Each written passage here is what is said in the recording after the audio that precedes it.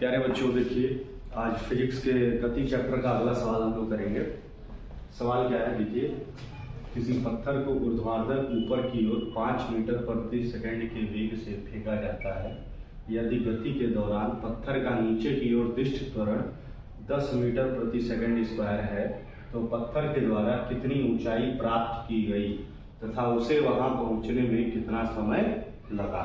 ठीक है, तो इसको सॉल्व कैसे करेंगे, देखिए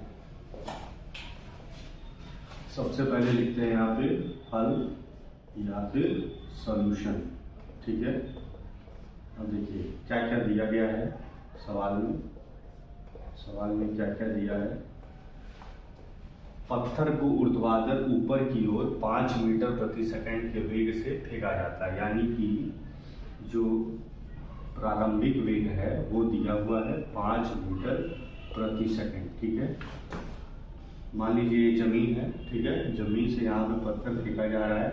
शुरुआत में जो प्रारंभिक वेग है वो 5 मीटर प्रति सेकंड है। ठीक है, यहाँ पे वेग कितना होगा जब वो जाके रुक जाएगी। ठीक है, तो यहाँ पे वेग हो जाएगा 0। अंतिम वेग क्या हो जाएगा, 0। जब भी हम ऊपर किसी वस्तु को फेंकते हैं तो अंत में जा करके उसका वेग क्या हो जाता है, 0, और उसके बाद से वो नीचे की ओर वापस आती है। ठीक है, और इस पे हमेशा नीचे की तरफ एक त्वरण लग रहा है, वो कितना दिया हुआ है, तो वो दिया हुआ है 10। ठीक है, 10 मीटर प्रति सेकंड स्क्वायर। ठीक है, त्वरण हमेशा नीचे की ओर लगता है क्योंकि हम जानते हैं कि गुरुत्वाकर्षण बल के कारण पृथ्वी हर एक चीज को अपनी ओर नीचे की तरफ खींचती है, आकर्षित करती है। ठीक है, तो इस पे हम लोग हमें क्या क्या निकालना है, हमें ये हाइट निकालना है, ये कितनी ऊंचाई पर जाएगी। ठीक है, यानी कि ये हाइट क्या है, दूरी है।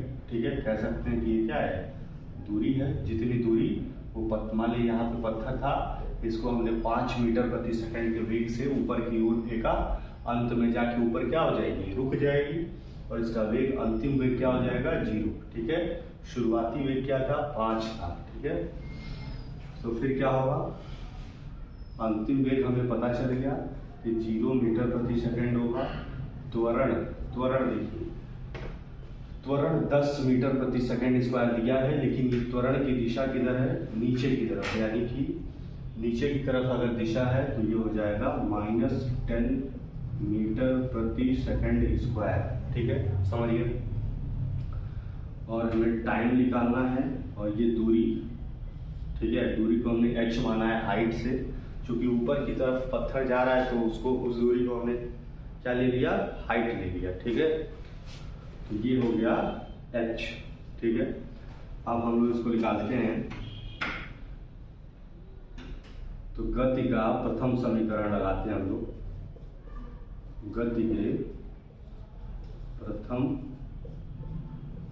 समीकरण से, ठीक है, गति का प्रथम समीकरण हम जानते हैं क्या होता है, v बराबर u प्लस at। ठीक है, ये 10 क्यों लिए हैं, क्योंकि इसकी दिशा क्या है, वेग की दिशा के विपरीत है। अगर ऊपर की दिशा को हम लोग प्लस ले रहे हैं, पॉजिटिव मान रहे हैं, तो इसका उल्टा नीचे क्या हो जाएगा, नेगेटिव।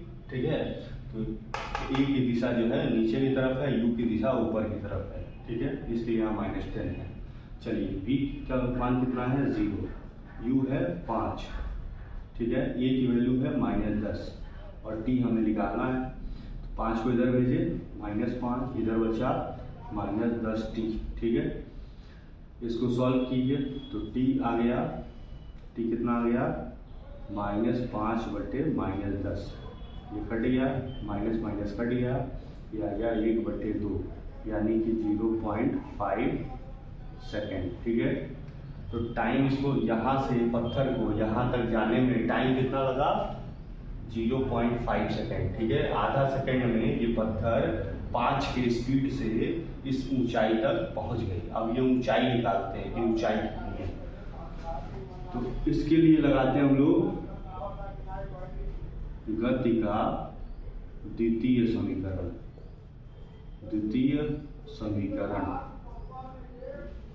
समीकरण क्या है, s बराबर